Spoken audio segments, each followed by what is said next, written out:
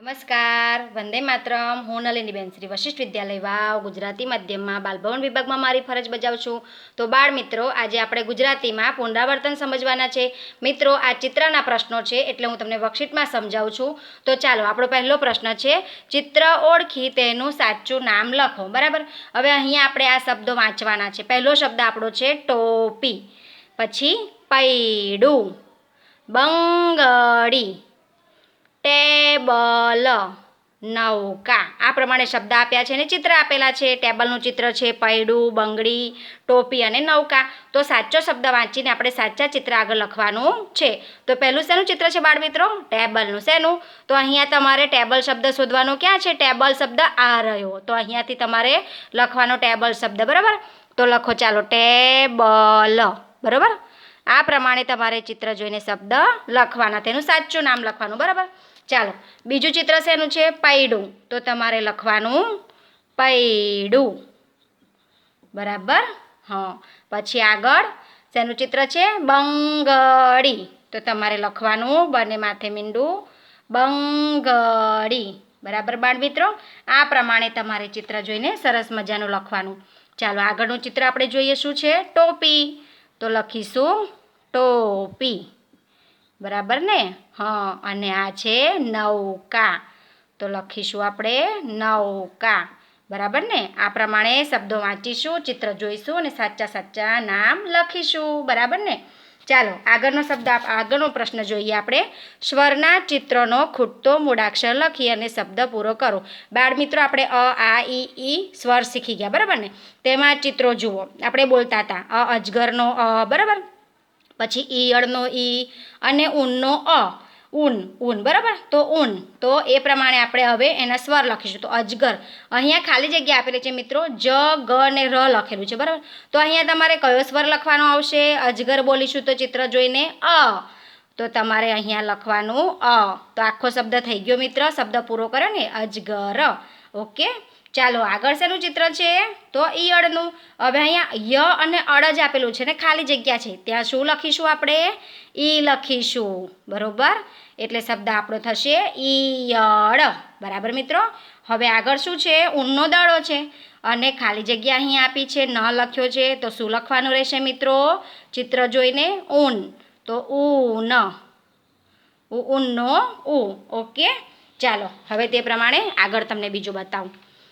આગળનો પ્રશ્ન આપણો છે, ચિત્ર ઓળખી આડા ઊભા ખાનામાં શબ્દો બનાવો. મિત્રો, આડા ઊભા ખાના આપેલા છે આપણને, આ બધા ચિત્ર આપેલા છે. તો આપણે ચિત્રને ઓળખવાના છે. બરાબર. અને આડા ઊભા ખાનામાં શબ્દો બનાવો. અહીંયા તમને શબ્દો પણ આપેલા છે. બરાબર. તો શબ્દોનું વાંચન કરી લઈએ. શબ્દ પહેલો છે આપણો કેરી. તો ચિત્ર આપણી પાસે છે કેરી. પછી કેસ એટલે વાળ. પછી ઢેલ, વેલણ, તપેલી, થેલી, વાંદરો, ગુંદર, ઢોલ, ડોલ, તોરણ અને ટોપ. તો અહીંયા બધા ચિત્ર આપેલા છે. બરાબર ને મિત્રો? હવે આ પહેલું ચિત્ર શેનું છે? તપેલીનું છે. શેનું ચિત્ર છે? તપેલી. તો અહીંયા તમારે તપેલી શબ્દ શોધવાનો અને આડા ઊભા ખાનામાં વ્યવસ્થિત ખાના જોઈને લખવાનું. બરાબર. અહીંયા લી તમને લખીને જ આપેલો છે. તો તપેલી. બરાબર. તો અહીંયા આવશે આ બે ખાનામાં. બરાબર. આ 3 મૂળાક્ષરવાળો શબ્દ છે. બરાબર ને મિત્રો? એટલે તમારે અહીંયા લખવાનું તપેલી. તો થયો સાચો શબ્દ. હવે આ શેનું ચિત્ર છે? થેલીનું. બરાબર. લી લખેલો જ છે.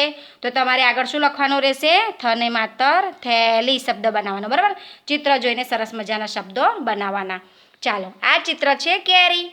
તો કે લખેલો છે, તો તમારે શું લખવાનું રહેશે? રી. તો અહીંયા તમને શબ્દ આપેલા જ છે, તમારે સાચો શબ્દ જોઈને વાંચીને લખવાનું. બરાબર. તો કેરી. તો રને દીર્ઘઈ રી. હવે અહીંયા કેશ એટલે માથાના વાળ. જો માથું ઉડે છે આ છોકરી. બરાબર. અહીંયા તમને એરો આપેલો જ છે વાળમાં. કેશ. તો કેશ શબ્દ આપેલો છે. બરાબર. કે લખેલો છે, તમારે શરણાઈનો શ લખી અને શબ્દ બનાવવાનો છે આવી રીતના. બરાબર. ચાલો, આગળ તમને આપેલું છે ઢોલ. લ લખેલો છે. બરાબર. ઢોલનું ચિત્ર છે. તો તમારે ઢ લખવાનો. ઢને કાનો માતર ઢો અને શબ્દ બનાવવાનો ઢોલ.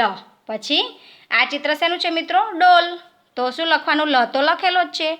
ડને કાનો માતર ડો. તો આડા ઊભા ખાનામાં સરસ મજાના ચિત્ર જોઈને શબ્દો થાય છે ને? હા. હવે આગળ જોઈએ ઢેલ, બરાબર. તો લ લખેલો છે, તમારે લખવાનું ઢેલ. તો ઢને માત્ર ઢે લખવાનું, એટલે શબ્દ બન્યો ઢેલ, બરાબર મિત્રો. પછી આ નીચે આપેલું છે વેલણ. શું છે? વેલણ. તો લ લખેલો વચ્ચે ને શબ્દ બનાવવાનો. તો શું લખશો? પહેલાં વે લખવાનો, લ લખેલો છે, અને અણ લખવાનો. તો શબ્દ તમારો થઈ ગયો સરસ મજાનો વેલણ, બરાબર ને. ખાના જોઈને પછી તમારે લખવાનું, બરાબર, ચિત્ર જોઈને. હવે અહીંયા ગમ આપેલો છે એટલે ગુંદર. તો દ લખેલો છે, તો તમારે અહીંયા ખાનામાં શું લખવાનું છે? ગુંદર, બરાબર. પહેલાં વાંચી જોવાનું ને પછી તમારે લખવાનું, બરાબર. તો અહીંયા લખવાનું ગુંદર. તો ગને માથે મીંડું ગુન, પછી દ લખેલો છે ને ર. તો શબ્દ થયો બાળ મિત્રો ગુંદર. ઓકે. હવે આ કોણ છે? તો કે વાંદરો. તો દ લખેલો છે. હવે ખૂટતો શબ્દ તમારે લખવાનો છે, ખૂટતો અક્ષર. તો વનેકાનો વા ને માથે મીંડું વાંદરો. થઈ ગયો શબ્દ વાંદરાનો વાંદરો. ચાલો આગળ જોઈએ. અહીંયા આપણને તોરણ આપેલું છે, બરાબર. આપણા બધાના ઘરમાં તોરણ તમને ખબર જ છે. તો તનેકાનો માત્ર તો લખેલો જ છે. તો તોરણનો ર અને અણ તમારે લખવાનો. તો શબ્દ બની જશે તો ર અણ. અને અહીંયા તમને શબ્દ આપેલો જ છે, તમારે વાંચીને પછી લખવાનો, બરાબર. અહીંયા નીચે છે તોપ. શું છે? તોપ, જે લડાઈમાં કામ લાગે, બરાબર ને. તો લખેલો જ છે, તો તમારે શું મૂકવાનું? પ. તો શબ્દ થઈ ગયો તોપ, બરાબર બાળ મિત્રો.